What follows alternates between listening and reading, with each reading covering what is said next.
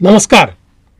1 मे हा आपला महाराष्ट्र दिन आहे, तसाच जागतिक कामगार दिन देखील आहे।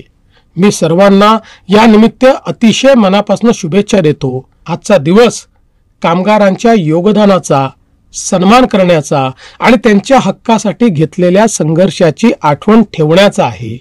या निमित्त धडक कामगार युनियनच्या सर्व सदस्यांना आणि पदाधिकाऱ्यांना आणि 1800हून अधिक युनिट्समधील प्रत्येक कामगाराला माझ्याकडून मनपूर्वक शुभेच्छा। आपण जे काम करता ते केवळ पोटासाठीच नव्हे तर देशाच्या उभारणीसाठी देखील अत्यंत महत्त्वाचे आहे।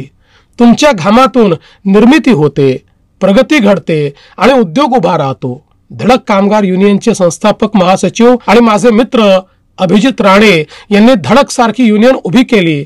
त्यांच्या नेतृत्वाखाली कामगार वर्ग आपल्या न्यायासाठी लढतो, संघर्षातूनच सन्मान मिळतो आणि एकतेतून शक्ती मिळते।